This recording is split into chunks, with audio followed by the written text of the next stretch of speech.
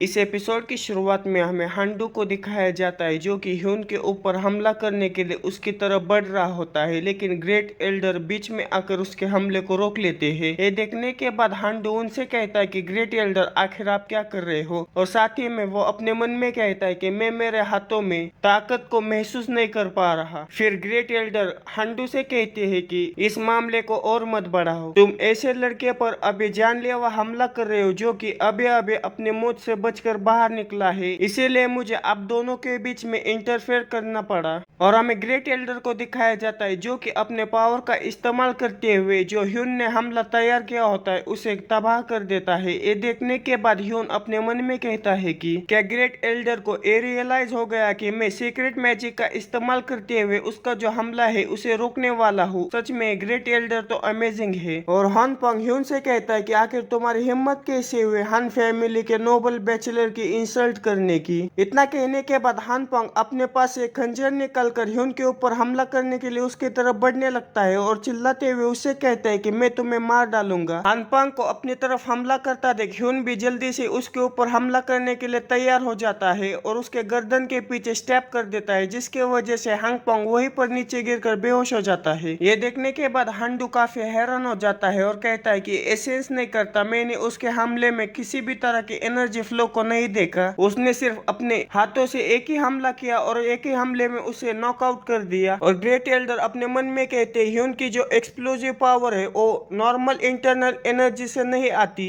ऐसा लगता है कि वो किसी तरह की टेक्निक का इस्तेमाल कर रहा है जिसके बारे में मुझे नहीं पता। फिर ग्रेट एल्डर हांडू से कहता है कि वो सिर्फ बेहोश हो गया है, वो जल्दी ही जाग जाएगा। मैं पर्सनली आकर जो हान फैमिली के हेड है उनसे आकर मैरिज के बारे में बात करूंगा अगली बार, तो इसलिए तुम यहाँ से चले जाओ। ये सुनने के बाद हांडू अपने मन में कहता है कि वैसे भी इस बूढ़े से लड़ने का कोई भी मतलब नहीं है, इसलिए और कोई ह्यूमिलेशन हो इससे पहले हमें यहाँ से चले जाना चाहिए। और ग्रेट एल्डर से कहता है कि ठीक है, जैसा आप कहेंगे वैसा ही हम करेंगे। फिर वो जाते हुए ह्यून से कहता है कि जो फैमिली सक्सेशन सेरेमनी जल्दी आने वाली है उसमें हम रियल फाइट करें तो कैसा रहेगा, और अगर मैं जीत गया तो यूनाई हांडू की कंबाइन बनेगी और जो शिव फैमिली है वो हान फैमिली की सबऑर्डिनेट बनेगी। ये सुनने के बाद ह्यून भी अपने हाथों में एनर्जी इकट्ठा करते हुए उससे कहता है कि मुझे ये शर्त मंजूर है, लेकिन अगर मैं जीत गया तो इसकी प्राइस तुम्हें तुम्हारी मौत से चुकानी होगी। फिर हान पंग हांडू को अपने कंधा पर उठाकर वहां से जाने लगता है और जाते हुए ह्यून से कहता है कि मुझे नहीं पता कि इतना कॉन्फिडेंस कहाँ से बाहर आ रहा है, लेकिन मैं तुम्हें उसी तरह से स्ट्रगल करने पर मजबूर कर दूंगा जैसा कि एक लो रैंक नोबल होता है। उन लोगों के जाने के बाद हेड सर्वेंट ह्यून के ऊपर चिल्लाते हुए उससे कहता है कि आखिर तुम्हारी हिम्मत कैसे हुई हान ब्रदर्स के ऊपर हमला करने की, तुम्हें क्या लगता है कि तुम हान पोंग के मैच हो। और वहाँ पर जो बाकी के सर्वेंट होते हैं उनसे कहता है कि जल्दी से उसे घुटनों पर बिठाओ और उसे हान फैमिली से माफी मंगवाओ। तभी ग्रेट एल्डर बीच में आते हुए उससे कहता है कि बस बहुत हो गया। ये सुनने के बाद हेड सर्वेंट कुछ भी कह नहीं पाता। फिर हमें रात का सीन दिखाया जाता है जहाँ पर यूनाई खुश होते हुए ह्यून से कहती है कि आप आज बहुत कूल लग रहे थे, अगर आप वहाँ पर आज नहीं होते तो वो लोग मुझे पकड़ कर लेकर जाते। ये सुनने के बाद ह्यून अपने मन में कहता है कि जो ह्यून है उसके ग्रैंडफादर के मरने के बाद एक अकेली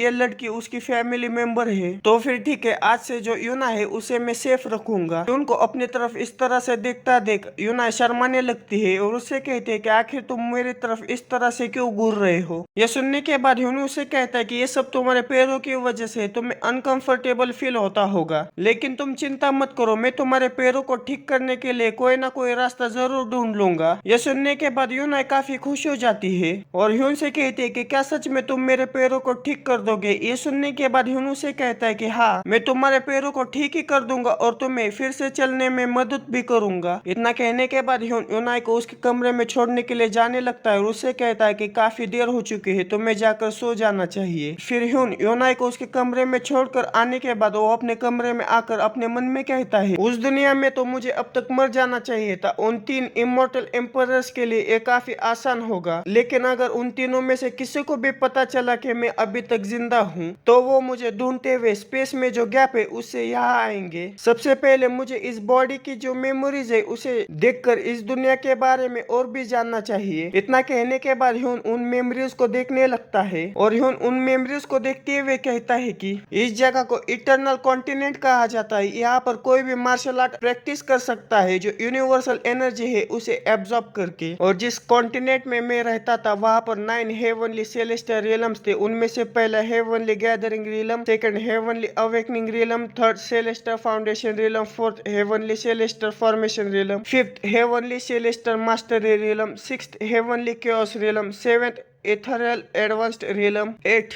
stellar realm, ninth divine zenith realm. और वो एलिमेंटरी, इंटरमीडिएट, अपर और सीनियर लेवल में डिवाइडेड थे। मैं हांडू को एक हमले में हरा पाया क्योंकि उसकी जो एबिलिटीज थी वो मार्शल अवेकनिंग स्टेज पर थी। उसे जाने दो। सबसे पहले ये इम्पोर्टेंट है कि जो मेरी एबिलिटीज है उसे इम्प्रूव करना और जो इंटरनल एनर्जी है उसे इंक्रीज करना। इतना कहने के बाद ह्यून वहां पर कल्टीवेशन करने बैठ जाता है, लेकिन उसे कल्टीवेशन करने में काफी तकलीफ होने लगती है। ऐसे करते करते ह्यून वहां पर ब्रेक थ्रू करने लगता है और सेलेस्टर फाउंडेशन के एलिमेंट्री लेवल से सेलेस्टर फाउंडेशन के इंटरमीडिएट लेवल से अपर लेवल में ब्रेक थ्रू कर लेता है। और ब्रेक थ्रू हो जाने के बाद एक जोरदार चीख मारता है। फिर वो अपनी कल्टीवेशन रोक देता है और अपने मन में कहता है कि ये तो अनबिलीवेबल है, मैं एक ही ट्राई में सेलेस्टर फाउंडेशन रियलम के अपर लेवल पर पहुंच गया हूँ और इस दुनिया के स्टैंडर्ड्स के हिसाब से मार्शल अवेकनिंग स्टेज है। तभी ह्यून के कमरे का दरवाजा खोलकर ग्रेट एल्डर अंदर चले आते हैं और उससे कहते हैं कि आखिर तुम्हारे रियल आइडेंटिटी क्या है। और बस इसी के साथ ये वीडियो यहीं पर खत्म हो जाता है। वीडियो कैसा लगा मुझे कमेंट में जरूर बताना। मिलते हैं अगले किसी वीडियो में। Okay bye.